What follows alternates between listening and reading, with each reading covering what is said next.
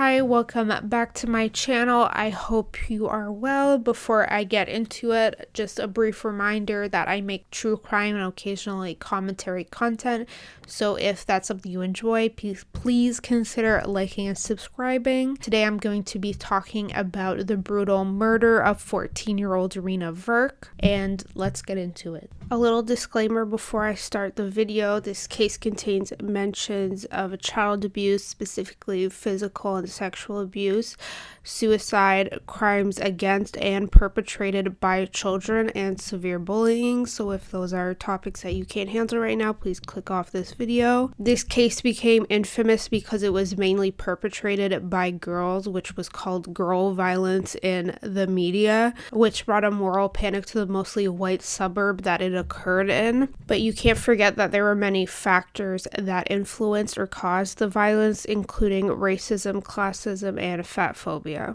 Before I get into Reena's story, I'm going to really give a brief history about her parents because I think it adds more context to who Reena was and who her family was. Specifically, the account is coming from her dad, who wrote and published a book about Reena and his family in 2008. So the Virk family consists of Manjit, which is Reena's father, Suman, which is her mother, and then their three children, which is Reena, Aman, and Simran. Manjit was born somewhere in Punjab, and he was very proud of his heritage. In April 1979, Manjit traveled to Victoria, British Columbia from New Delhi, India, where he was living and working at the time, to visit his older sister who had immigrated to Canada a few years prior to that. He was only 22 years old at the time. While there, he met a woman named Suman through an arrangement by his sister and her mother. Suman had recently graduated high school, and Manjit said that he instantly thought she was beautiful.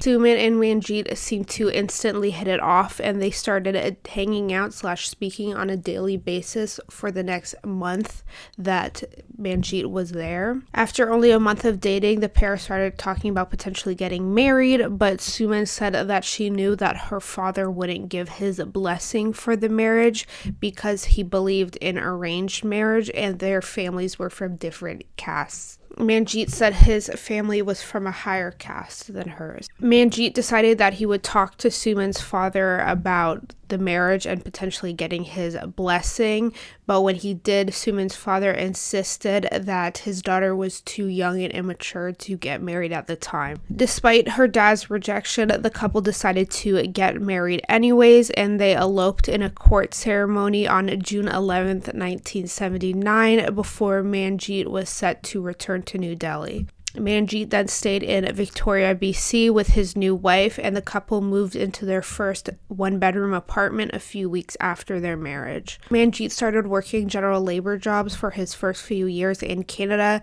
including working at a sawmill and a restaurant. He had received a college degree back in India and worked a fairly prestigious job as a pharmaceutical representative, so his new jobs in Canada were basically a step down for him. He also started volunteering as an interpreter and a translator for local families, and he often would mediate family and marriage issues, and this continued on for decades. Manjit was raised Sikh and Suman was raised as Jehovah's Witness, and shortly after they married, it was really important for her that Manjit started going to her church, so he did, and he eventually fell in love with the religion and converted. His conversion really upset his parents because they believed he was breaking generational family traditions. In his book, Manjit describes that shortly after he moved to Canada, it was a very extreme culture shock for him, which is a common experience for many immigrants. He noted that the social and gender norms in Canada were extremely different from those in India, though Manjit seemed to believe in raising children equally regardless of their genders. Suman was born in Canada, so she didn't have the same experience of culture shock struck as Manjit did, but there were also many aspects of Canadian culture that Manjit said he really admired and liked, such as social services and welfare that was available for citizens, a fair judicial system, modern hospitals, honest businesses, and more job equality. Suman became pregnant with their first child in 1982, just a few years after they first got married. Then they had their first child, a daughter named Rina, which they said it means queen, who was born on March 10th, 1983 at 8:45 a.m. She weighed 6 pounds and 9 ounces. Suman and Manjit decided that they both wanted to be active and present parents in their new child's life, despite gender norms that said the mom was supposed to be more of an influence and more present than the father. So they scheduled their time so that one of them was always looking after Rina and they didn't have to rely on things like daycare and stuff like that. They only ended up seeing each other for only 30 minutes between both of their work shifts, and they would use that 30 minutes to sort of spend time with each other and catch up. Manjit's father had been enlisted in the army throughout his entire childhood, so he was rarely around. So as a result, Manjit wanted to be the opposite for his kids. He wanted to be more present, and that was more of a focus for him than making a lot of money.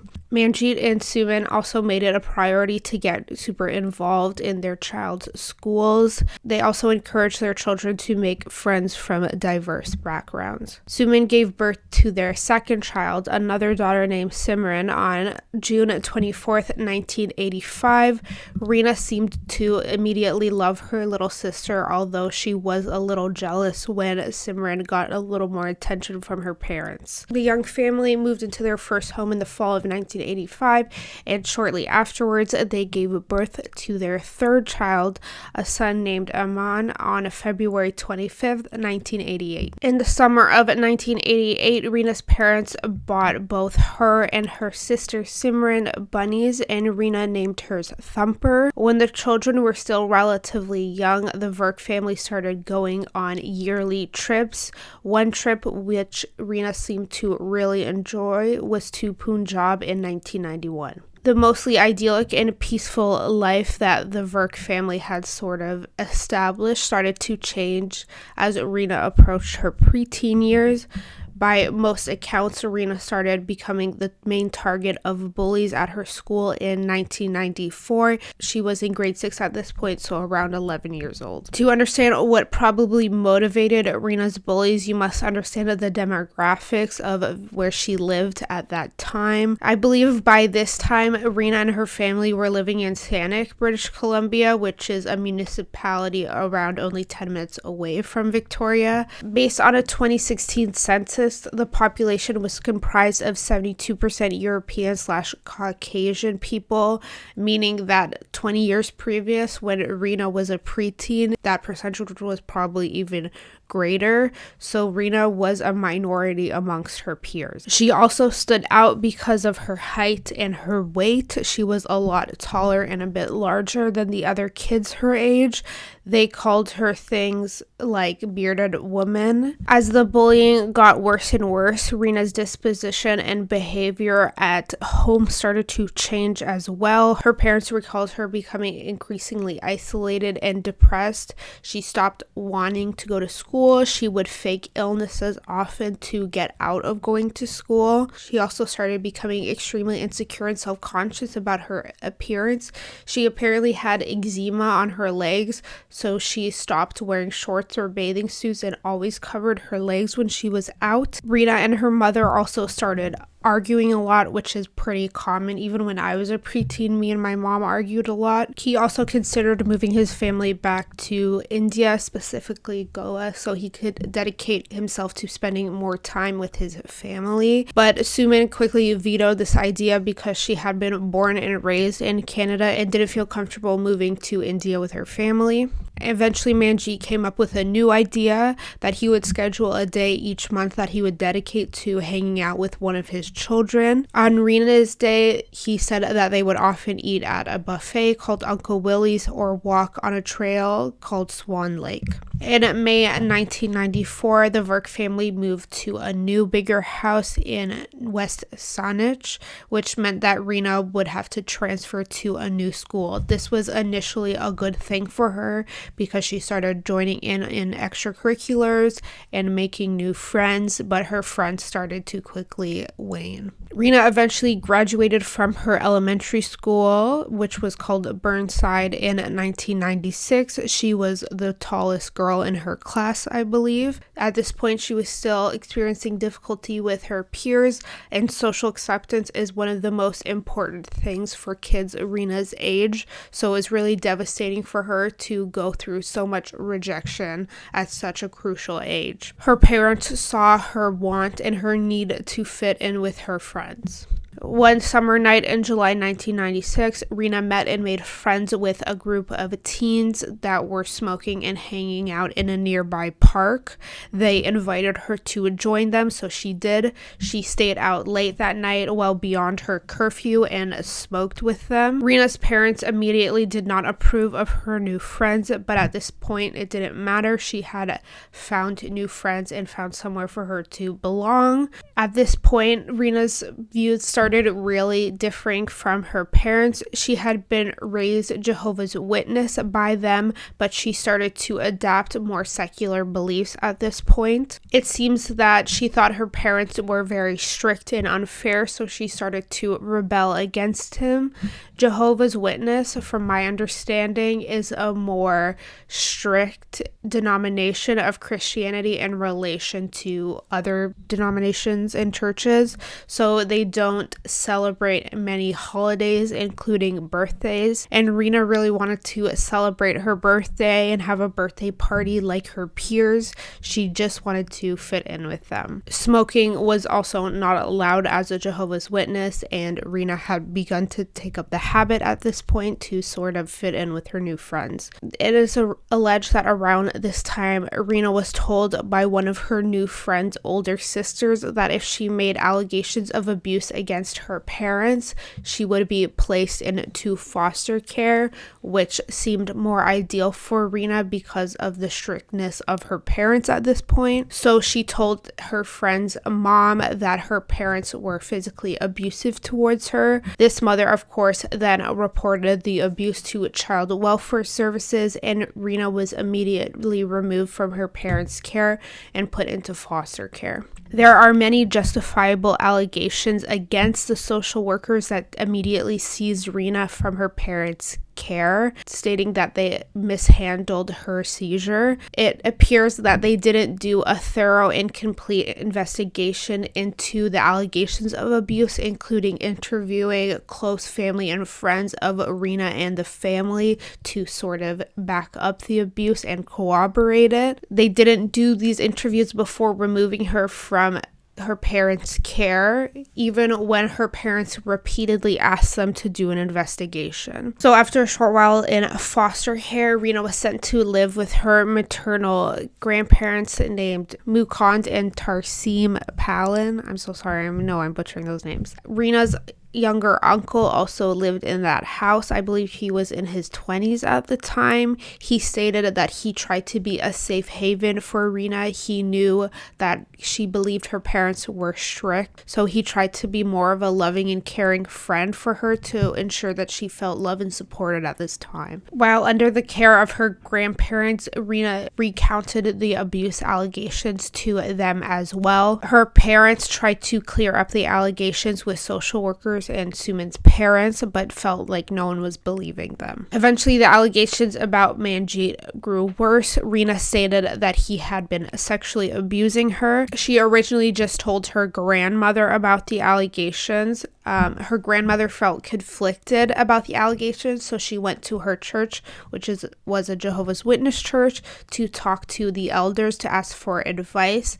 Then, based on this conversation, two elders went to visit Manjit to sort of call him out and talk to him about it, but he continued to deny the allegations. I never want to sit here and discount the testimony of a sexual assault or abuse survivor. I don't feel like that's my place, and I always want to take the position of supporting the victim.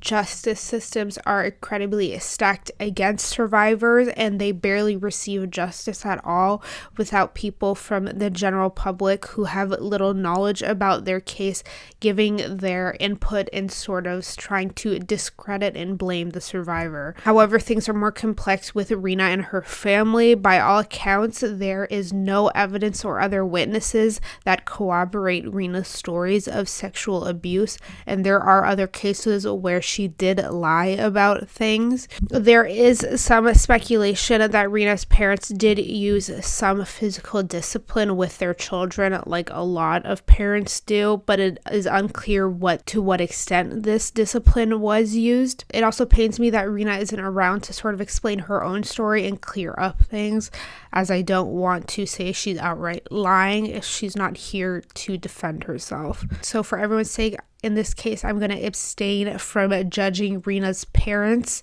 either way. If she did lie or exaggerate the abuse claims, I don't believe she did it maliciously. She wanted to fit in with her peers more than anything else, and perhaps this was an extension of that. But it is clear that child welfare services that handled Rina's case didn't do their due diligence in conducting a thorough investigation before removing her from her home. And I do acknowledge that there seems to be some validity in the claims that Rina's allegations were exaggerations to fit in. I can't conclusively say one way or another what happened, so I'm just going to give the facts and you can draw your own conclusions from that. However, I never ever stand for victim blaming, so just saying that. Anyways, after making the sexual abuse claims to her grandmother or telling her about the claims, she also told one of her teachers at school, who then told the school's social worker. The school's social worker convinced Rina to go to the local police precinct and report the abuse and file a criminal charge against her father. Manjit Virk was arrested outside of his house in January 1997 in front of his wife and 2 young children for the sexual abuse of Rina. He was interrogated by the police extensively but maintained his innocence the entire time, and he was eventually released on bail the next day and allowed to return home, though he was put on a no contact order with Rina. Manjit and Suman assert that as he was awaiting a trial, Rina continuously called their house to speak with her mother. When on the phone with her mother, she would ask to speak with her father, but Manjit always said no because he was very hurt by the allegations and he didn't want to break the no contact order. The impending trial put a lot of strain on the Virk family. Manjit decided to represent himself in the trial,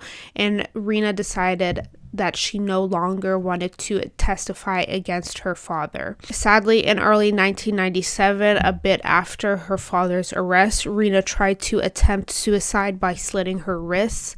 After the attempt, she was put in a child psychiatric center for assessment. According to Manjit, in the spring of 1997, Rina became disillusioned with her maternal grandparents after they took a trip to a wedding, I believe somewhere in India, and left her alone when she was still really vulnerable, as it was very shortly after her attempt. She asked her social worker to remove her from their care, and she was then placed in a foster home in Langford, British Columbia. One night while staying at that foster home, she was late showing up, and she told her foster mother that she had been assaulted while walking on a nearby trail.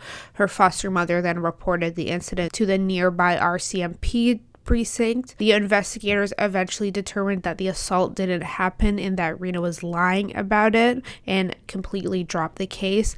This also resulted in the sexual abuse claims against Manjit also being dropped, the criminal charges against him being dropped, because Rina was no longer considered reliable. In September 1997, Rina started attending a new school in Victoria, BC called Dunsmuir. That month in September, she returned to her parents' home to apologize to them and tell them that she wanted to move back in with them. Manjit and Suman eventually eventually accepted the apology. Reena stated that she would write a letter to the police redacting or recanting the allegations against her father. Based on her recanting, a police officer came to the Virk home to talk to Reena in private about the recanting, and eventually they decided that this was the truth and all the criminal charges were completely closed against Manjit. It wasn't long after Reena returned home that she started to rebel against her parents' rules again. She continued to smoke, spent a lot of time on the phone talking to friends, and told her family she was in a gang. She would start writing blood and crips all over her arms. Manjit and Suman focused on getting Reena to quit smoking, but she continued to refuse.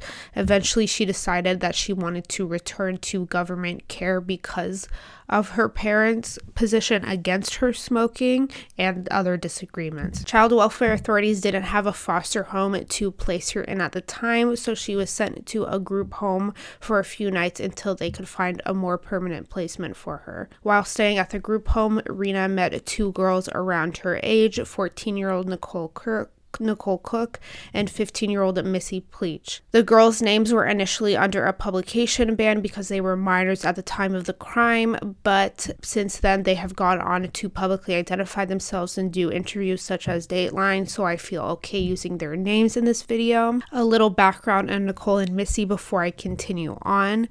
Missy Grace Pleach had 12 older siblings. She was the youngest born to her mother. A lot of her siblings had different fathers.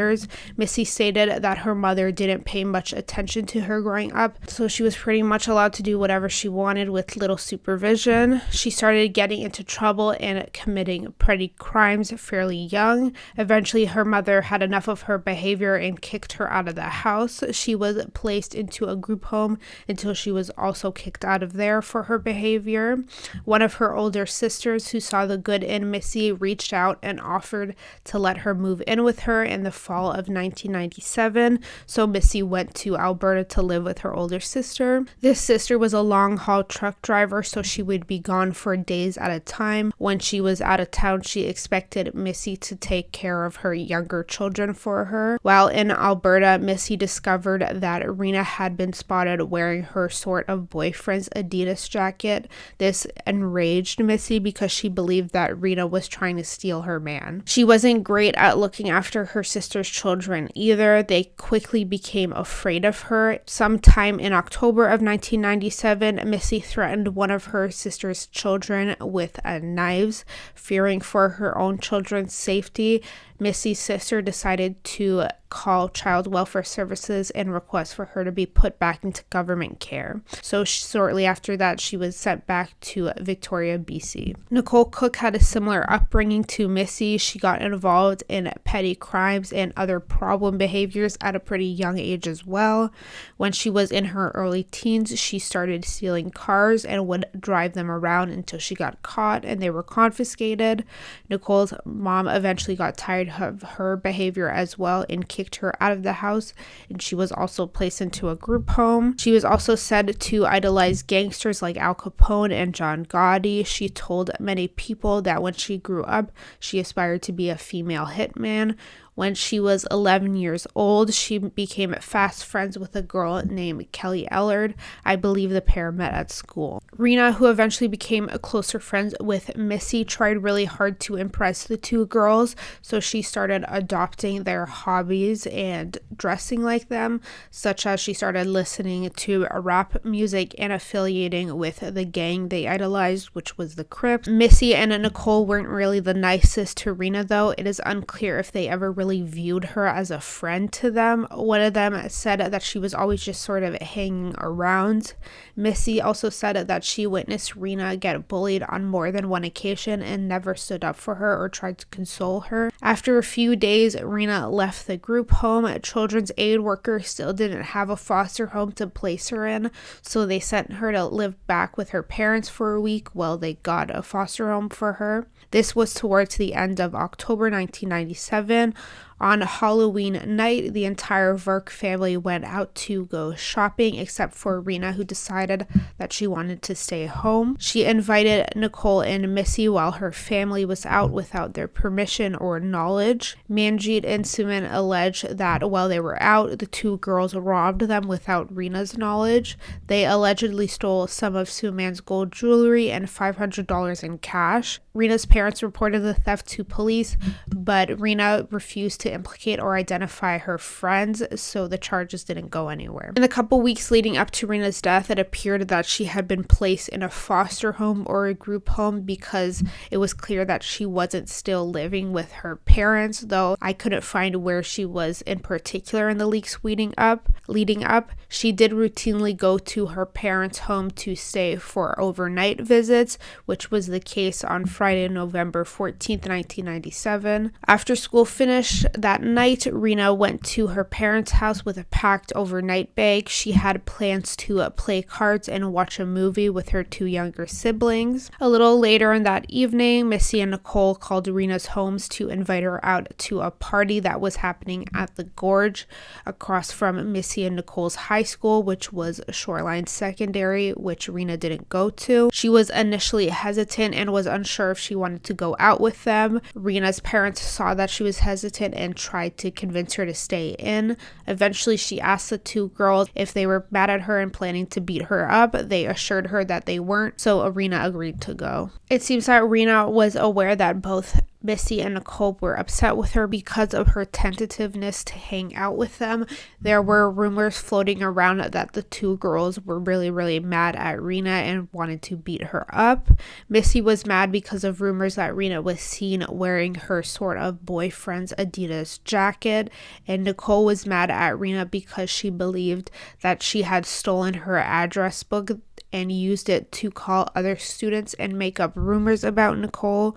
Nicole said Reena was calling around in the contacts of the address, saying that Nicole had AIDS, that her eyebrows and boobs were fake, etc. Reena also allegedly used the address book to call a boy she had a crush on. She called him dozens of times in one day, even though he didn't know who she was and had a girlfriend at the time. He eventually gave in and agreed to hang out with her. They agreed to meet up at a nearby convenience store, but he stood her up. People have stated, including I believe Reena's school counselor that she was seeing, that Reena just did these things to prove to the girls that she could be bad like them and do things too, like hang out with their boyfriends. At the time, Nicole had been kicked out of her previous group home where she met Reena. She was now staying at a new group home called Seven Oaks. That Friday, which was November 14th, Missy had returned from Alberta, where she'd been staying with her older sister, and was registered or signed in at the group home for the first time at 3:30 p.m. that day. Missy and Nicole immediately reconnected in the group home, and they decided to go to the party that was being held at the Gorge that night and presumably invite Reena to enact revenge on her for what she had allegedly done to them. They called the Virk home once more to ensure that Reena had left. This was a little bit after 7 p.m. Reena's parents ensured the girls that Reena had already left, so they signed out of the group home at 7:21 p.m. The three girls met up outside of a Walmart at the Town and Country Shopping Center. From there, they took a bus to a Shoreline Secondary, which is located in View Royal. The party gathered across the street from Shoreline Secondary at a place called Craigflower Bridge. The party went on as normal. Teens drank, hooked up, and took illicit drugs, though the party was mostly made up of girls because the local Crips were gathered at a nearby house for one of their birthday parties. There apparently wasn't a legitimate connection to the Crips gang, but local youth had created a sort of mimicry of the gang. A bit after 9 p.m., one of the boys that was at the party went across the street to Shoreline Secondary and threw a brick through one of the school's windows. Around 9:25 p.m., a janitor found the mess and contacted the local police. Police arrived under the bridge around 9:45 p.m., and most of the teens at the gathering then left. Missy and Nicole then asked Reena to go to the nearby Mac's convenience to buy them cigarettes. While outside the convenience store, Rina used a payphone to call her home. Her younger brother picked up the phone and she told him that the party had ended and that she'd be home around 10 p.m. She was planning on getting on the bus and returning to her parents' house. Before she could leave, Missy and Nicole approached Rina and convinced them to return with her to the bridge and smoke. When they returned to the bridge, there were still around a dozen or 24 teens sort of still hanging around. Eventually, when Rina was reportedly sitting on a tree log, witnesses saw Nicole approach Rina and start screaming at her about stealing her address book. She was smoking a cigarette at the time and put the cigarette out on Rina's forehead. 7 girls, including Missy, Nicole Cook, Nicole Patterson, Courtney Keith, Kelly Ellard, and Gail Ooms. I'm unsure of the 7th girl's name as it's not public. And one boy named Warren Glautsky began to brutally punch and kick Rina. The original assault lasted for only a few minutes, but it was extremely severe. It ended when one of the girls told the rest of them to stop. Throughout the beating, there was also a handful of bystanders who didn't try to help Rina or try to intercept at all, who later testified that they witnessed the 8 people brutally kick, punch Rina, including the one boy who kicked Rina in the head. Her attackers also put more cigarettes out on her, and one of the girls tried to set her hair on fire. Another boy, Lauren Lloyd Walters, who was a good friend of Warren's, tried to pull him aside during the assault to get him to stop hitting and kicking Rina.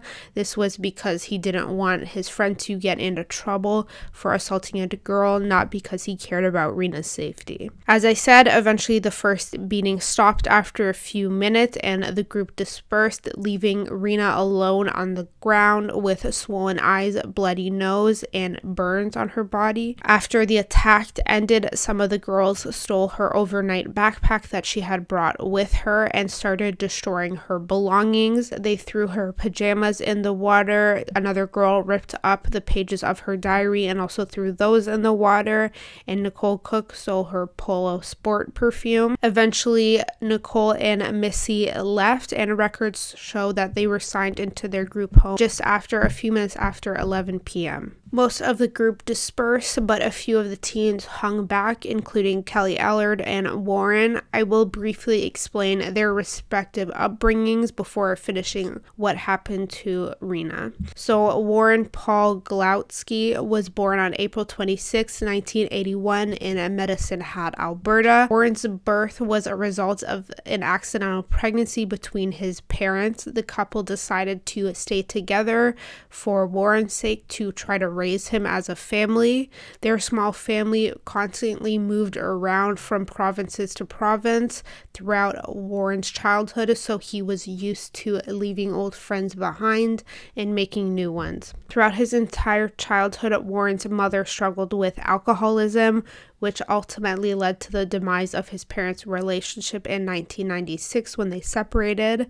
His father was the main breadwinner in their household, so Warren was often left to take care of his mother when she was really intoxicated. Additionally, Warren learned to drive when he was only 14 years old, so he could run errands for his mother, including going to local convenience stores to buy her cigarettes. After his parents' separation in 1996, Warren and his father moved to View Royal in British Columbia. His mother stayed behind and didn't move with them. After the move, he started attending the local high school, which was Shoreline Secondary, where many of the other students who assaulted Rina also went.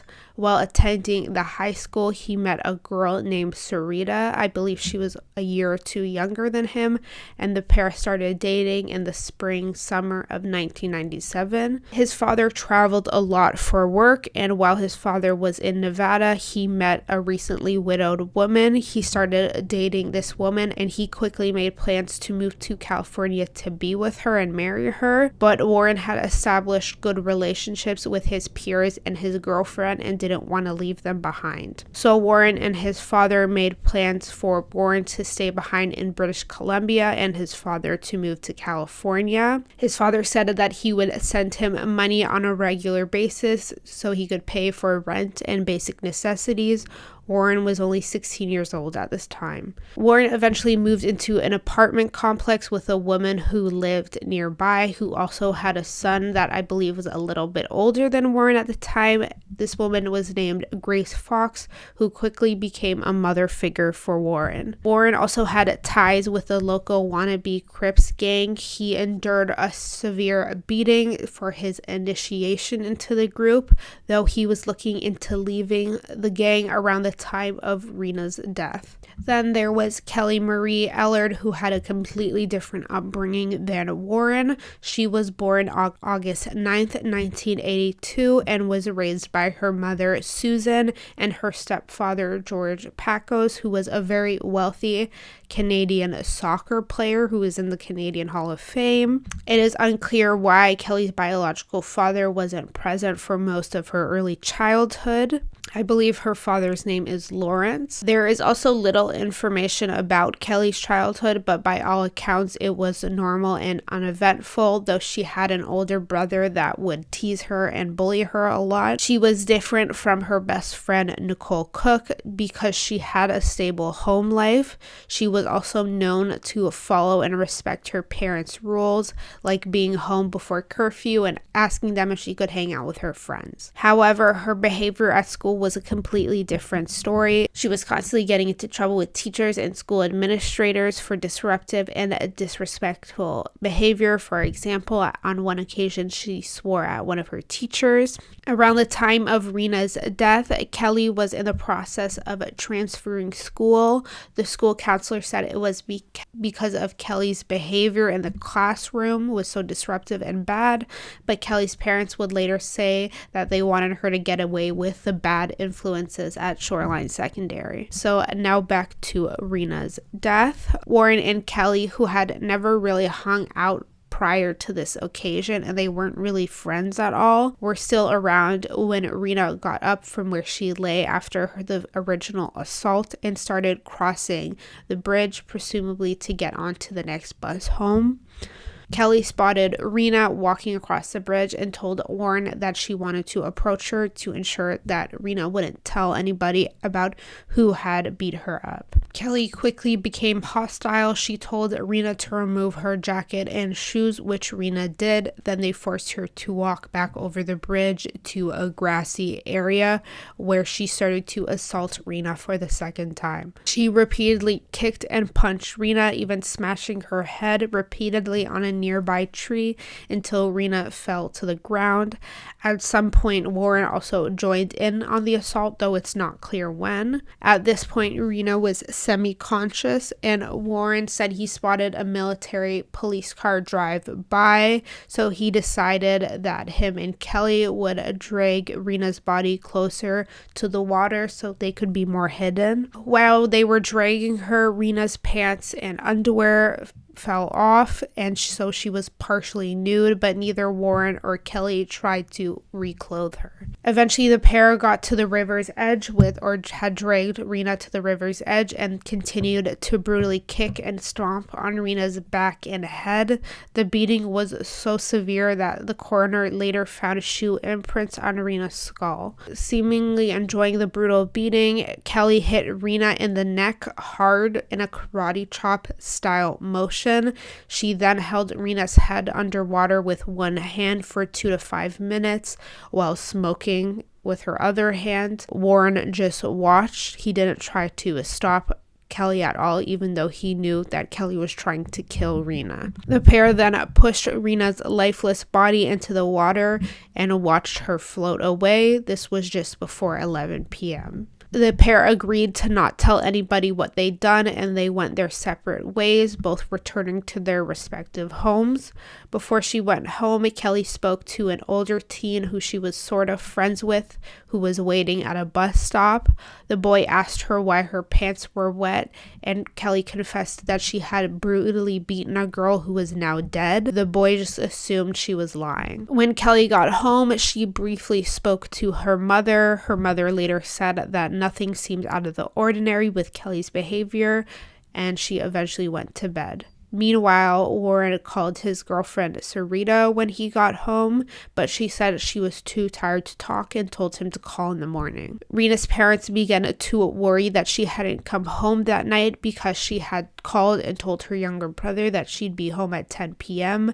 They decided to wait until the next morning to start searching for Reena. When Reena still hadn't returned home the following morning, her parents really started to get concerned. Suman, Reena's mother, found Nicole's address book that Reena had stolen and began calling the numbers inside the book to try to locate her.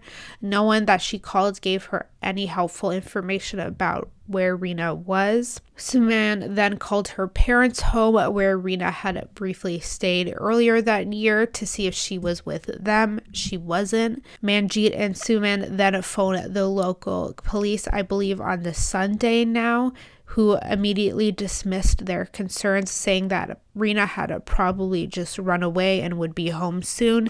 They cited her history of running away and being placed in foster care. But Reena's parents knew that the police were wrong. Although Reena often stayed out late and sometimes would spend nights away, she always called someone in her family to let them know where she was. Back at the gorge where Reena was murdered, it was now Saturday morning, and a man on a walk spotted a bloody Adidas jacket, though there was only a few drops of blood on it, and he also spotted a pair of black girls' shoes that were wet. He didn't think too much of the discovery at the time and went on his way. A while later, another lady saw the discarded clothing. She took the Adidas jacket with her, mistaking it for a jacket that had recently been stolen from one of her friend's children. She didn't see the blood stains at first. Nicole, Missy, and Kelly met up that Saturday, which was November 15th. Kelly told Missy and Nicole to get Reena's clothing from under the gorge and discard of it to cover up the murder. Missy and Nicole did as they were told and returned to the gorge. They couldn't find the Adidas jacket, though they did find her shoes and took it with them and dumped it in a nearby dumpster. Meanwhile, Warren went over to his girlfriend Sarita's house and brought his laundry with him. Apparently, his father hadn't sent him money in a while, so he didn't have money to do his own laundry and asked Sarita to do it without specifying why. Sarita and another male friend who was at her house went to do Warren's laundry. They noticed that one of his white pants had 2 quarter-size blood stains on them. The male friend bleached these blood stains and the pair finished Warren's laundry. Though the 8 perpetrators promised each other that they would be quiet about the assault and what happened to Reena on Friday, November 14th, they immediately started telling basically everyone what happened. Nicole Cook told her new roommate at the Seven Oaks group home that she had beat up a girl on Friday and that her friend Kelly later returned and killed the girl. Apparently, Kelly had called Nicole early on Saturday morning to confess drowning Reena. Nicole's roommate then told her younger sister about the confession. The younger sister convinced her older sister to go to the local police to tell them the information they had just got. So the 2 sisters went to the Oak Bay police and told them about Nicole Cook's murder confession. The officers at Oak Bay then called the Sanic Police Department and relayed what the sisters had told them. By the following Monday, most of the students at Shoreline Secondary knew about the alleged murder of Reena Virk, and rumors were circulating. The attackers involved continued to confess to the assault and murder to more and more people. On Thursday, October 10th, 1997, police went to the Seven Oaks group home to interview Miss Missy and Nicole. The girls told detectives that they had witnessed Reena get into a car with a man in the Walmart parking lot where they had met up that night. Reena told them that she would meet up with them at Shoreline Secondary, or the gorge across the street, but never showed up. The two sisters that had originally told police about Nicole's confession started to become worried that police weren't doing a thorough investigation, so they decided to conduct their own investigation. The older sister convinced Nicole to show her and her younger sister where Reena had been assaulted and murdered. Nicole quickly agreed and showed the two sisters where it happened. Armed with this new information, the sisters returned to the police and told them where Nicole had identified as the assault/murder site. Investigators used this information to conduct a more thorough search of the area, including a helicopter patrol and using divers to search the river. On Saturday, November 22nd, 1997, 8 days after Reena had went missing, Reena's partially clothed body was discovered by police. She had washed up ashore miles away from where Kelly and Warren had murdered her. Reena Virk's mother identified her daughter's body that day. Her father stayed home because he just couldn't bear seeing it. Her autopsy was then performed by a Dr. Laurel Gray on November 24th, 1997. Dr. Gray noted extensive injuries to Reena's body, including severe bruising and swelling to her eyes, cheeks, and collarbone. She also had a burn mark over her right eyebrow. She had shoe imprints on the back of her head and her back, which was consistent with someone stomping on her. She had a large bruise on the left side of her neck from a karate chop style blow. After conducting an internal examination of Reena, Dr. Gray ruled that Reena's cause of death was ultimately drowning, as she had found a frothy substance in Reena's lungs, which is a telltale sign of drowning.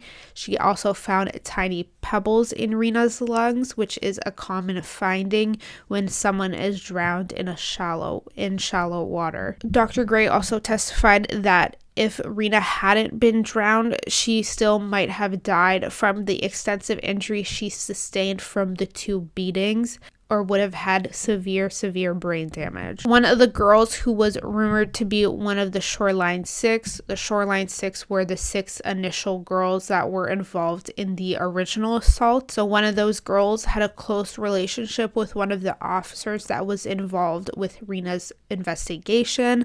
This girl, I'm unsure of her real name, had actually witnessed her father's murder when she was really young. I think she was 5 years old, and she had a severe PTSD from the incident. So this officer decided to use her bond with this girl to try to implicate the others in Reena's murder/assault. With her mother's permission, they brought this girl down to the station for questioning. After initially denying any involvement with the assault, she eventually agreed to sign a confession that implicated Warren and Kelly in Reena's murder. The girl stated that after the first assault, she had gotten a ride from one of her friends, who I believe was also involved in the assault. They were picked up by that friend's mom, and on their way home, they passed by the Craigflower Bridge, where they saw Kelly and Warren with or near Reena. After collecting sufficient testimony and evidence, police arrested all 8 teens involved in Reena's assault and murder.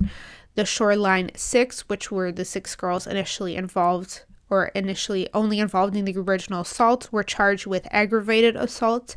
Warren and Kelly were both arrested for murder. The 7 girls were kept in custody at the local jail, while Warren was immediately sent to a local youth justice center. Investigators continued to interview the teens involved, and they gained more and more testimony and information about what happened. Warren's girlfriend Sarita was interviewed, and she stated that Warren had confessed the murder to her the following day. Missy told officers that Nicole and Kelly had been planning on harming Reena for months.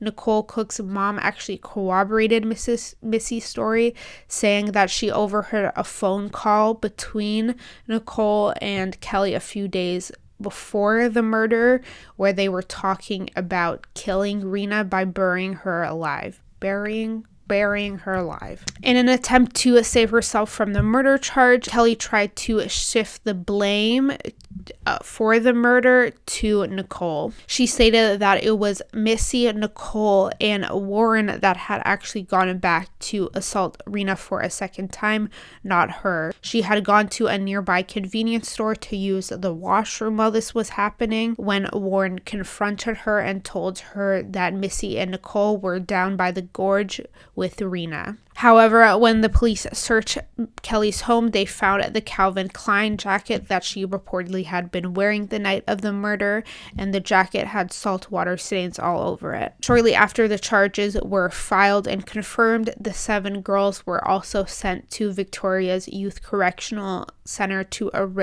await their respective trials. The 6 girls involved in the original assault of Rina were tried only 3 months after their arrest in a juvenile court. All 6 charges had been reduced from aggravated assault to assault causing bodily harm. 3 of the girls, including Nicole and Missy, pled guilty to the charges, and the other 3 girls involved in the assault pled not guilty. So those 3 girls went to trial, which their trials only lasted for a few days before the judge, a judge named Judge Filmer, found all 3 guilty in February 1998. They were all individually sentenced in April to May 1998. Nicole Cook received the longest sentence of 1 year, which was the maximum sentence for the charge because of the fact that she had instigated the fight, destroyed evidence, and seemed to have little remorse for her involvement. Nicole thought the sentence was unfair and continues to deny any culpability in Rina's death. In a 2009 Dateline episode I watched on the case, Nicole appeared pretty cruel and callous when speaking about Rina still, after 10 years. 4 of the other girls, including Missy, received 6-month sentences. Then the final girl involved received a 60-day conditional sentence because she had the least involvement in the assault. Apparently, she had only slapped Rina once or twice. Meanwhile, while awaiting her own trial, Kelly was released from jail on bail paid by her parents and put under house arrest. Warren remained in jail awaiting his trial. There's a significant wealth inequality between Warren and Kelly, which resulted in Kelly having a lot more preferential treatment throughout the whole trial. Warren's trial occurred before Kelly's in 1999. The prosecution's case included witnesses such as Warren's ex-girlfriend Sarita, who testified that she had washed his bloody laundry and testified that he confessed some of the murder details to her the following day. Warren took the stand in his own defense. He testified that he wasn't too involved in the murder of Rina. He stated that he actually yelled at Kelly to stop, but she wouldn't. He did concede that he did help Kelly drag Rina's semi-conscious body closer to the river's edge to get to a darker place where passing cars couldn't see them. In June 1999, the judge found Warren guilty of second-degree murder, and he was sentenced to life imprisonment in a federal penitentiary because he was tried as an adult, with no possibility of parole until November 21st, 2004. In preparation for Kelly's trial, investigators questioned Nicole Cook again, since she was Kelly's closest friend at the time, and there was evidence that the two conspired to harm Rina before her murder. They tried to get Nicole to turn on Kelly by playing her an audio recording of Kelly where she tried to implicate or blame the murder on Nicole, but Nicole continued to stay loyal to her friend and initially denied everything in the interview. Investigators continued to try to break down Nicole's loyalty by playing them more of the audio recording of Kelly. Eventually, Nicole did admit that Kelly called her on the morning of Saturday, November 15th, and told her that she around Rina. Nicole also said that Kelly had told her that she had murdered Rina for Nicole and other girls to protect them. Despite this confession, Nicole refused to testify at Kelly's trial. Kelly, similar to Warren, was also tried as an adult and was charged with second-degree murder. Her first trial began in Vancouver in March 2000. Kelly pleaded not guilty, and the prosecution brought 30 witnesses to testify against her, including Missy and others from the Shoreline Six. Nicole Cook didn't testify out of her loyalty to Kelly, and Warren didn't end up testifying either because he feared retribution from the other inmates that he was in the federal pen with. Kelly's parents hired a very prestigious lawyer, which was a man named Adrian Brooks, for her defense. He spent hours cross-examining the prosecution's witnesses and assassinated their characters because many of them did have prior convictions and drug dependencies, which made them less credible in court. Then Kelly took the stand for her own defense. She testified that she only hit Rina once in the original assault to protect Nicole. She then retold the story where she implicated Missy and Nicole for Rina's murder. Despite her testimony and prestigious defense, Kelly was found guilty of second-degree murder on March 31st, 2000 and sentenced in April to a minimum of 5 years in prison, which was the minimum sentence. The judge, which was Judge Morrison, cited Kelly's previous lack of violent behavior or crimes, an extensive and well-respected family network, her young age, and lack of racism. I have no idea how the judge could conclude that Kelly wasn't racist. There's no evidence from my understanding that proves that. Both Warren and Kelly's attorneys appealed the court's guilty rulings. Warren's appeal was immediately denied, while Kelly was granted a new trial because of the prosecution's unethical cross-examination, the unreliability of some of the witnesses that testified against her, and the intense public scrutiny that she was under. Again, you can see the wealth inequality here because these things also really happened to Warren, but he wasn't granted a new trial. While awaiting her second trial, Kelly was again released on bail. She was initially put under house arrest at her parents' house, but her conditions were eventually reduced and she was allowed to leave during the day to find work. While she was out on bail, Kelly assaulted a 58-year-old woman she thought stole her phone. She was charged with assault causing bodily harm and sent back to jail to await trial for both charges now. Kelly's second trial began on June 14th, 2004. This time she was prosecuted by a more seasoned prosecutor, Catherine Murray. Catherine had visited Warren in jail numerous times and built up a good friendship with him and eventually convinced him to testify against Kelly in court. Again, Kelly's parents hired a new wealthy and prestigious lawyer for her. Throughout the trial, Kelly's lawyers repeatedly asked the judge for a mistrial. Once he cited that Kelly hadn't been given her anti-anxiety meds, so she couldn't be tried in her mental state. The judge denied that request. Towards the end of June 2004, Warren finally testified against Kelly in court. He finally admitted that both he and Kelly both brutally beat and stomped on Rina, and then he watched while Kelly drowned her with one hand. The jury deliberated for 5 days before coming back to the judge and saying that they couldn't reach a unanimous decision.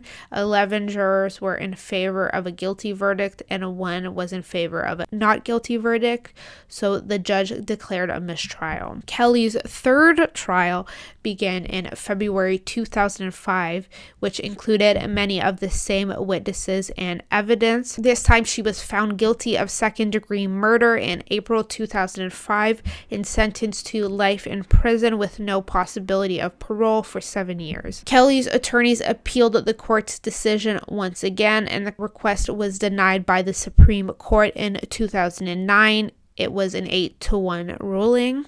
her second-degree murder charge was reinstated and she was denied a fourth trial. So while in jail, Warren joined and spearheaded initiatives for restorative justice, which is a program that gets the perpetrators to apologize to the families of their victim or victims in hopes of rehabilitating the perp and providing closure for the family. Warren also apologized to Rina's family and admitted his complicity in Rina's death. In an act of bravery I can't understand, Rina's mother actually publicly forgave Warren, stating that she believes that he is remorseful and has changed. Warren was eventually released on parole on June 23rd, 2010, after serving more than 10 years in prison. The last update given about Missy is that she is a single mother of 2 children. She said motherhood has changed her view on life. She wanted to be more present and doting to her children, unlike how her mother raised her. She had also returned to school to complete her education. She had originally dropped out in grade 8. Missy has stated that she feels that she caused Rina's death because she was the person that Rina trusted most in the group and convinced Rina to come out that night. There isn't much new information on Nicole Cook, though as recent as 2009, she didn't admit any guilt in Rina's death and, in my opinion, didn't seem that remorseful for her involvement. She had worked at various strip clubs throughout her 20s. Then there is Kelly Ellard, who is known as Killer Kelly in the media. Kelly started a relationship with a man named Darwin Duane Dorozen. The pair connected by becoming pen pals while they were both incarcerated. Darwin has a lengthy criminal history, including a string of B&Es in 2010/2011, which he served a 6-year and 9-month sentence for.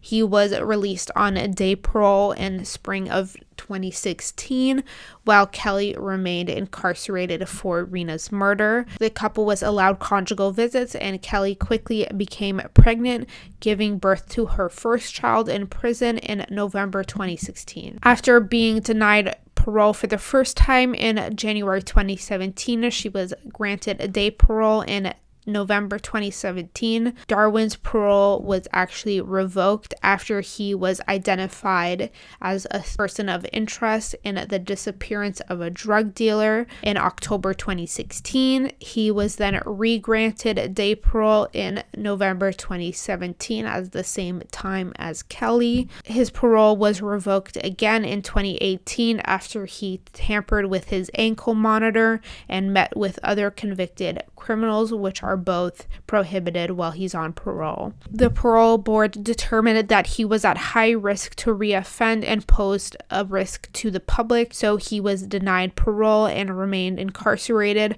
I'm unsure if he's been released since then, as the last update that was available was in 2018. While out on day parole, Kelly gave birth to her second child, also fathered by Darwin, in late 2019, early 2020. She has been granted more leniency for her parole on August 22nd, 2019, which means that she gets extended day parole and overnight leaves. She has stated that motherhood has changed her view on life and she is fully devoted to her children. It's imperative for me to end this video by focusing on who's most important in this case, which is Rina and her family. Rina was often characterized as a shy and awkward girl in a lot of news publications, but her counselor Amy, who knew her very well in the months leading up to her murder, describes her differently. Amy said that Rina was determined and was finally finding her own path when her life was cruelly taken away from her. Rina's father wrote a book, as I previously mentioned, in 2008, giving more insight into Rina's childhood and his family. I will put a link to that book below. Suman and Manjit, who are Rina's parents, of course, became extremely public advocates against bullying after their daughter's murder and did a lot of good in Canada for that cause. Unfortunately, Suman passed away a couple of years ago, I believe in 2018, after choking on food at a restaurant. She was 58 years old. Thank you for watching this video. If you liked it, please like and subscribe, and I'll see you next time.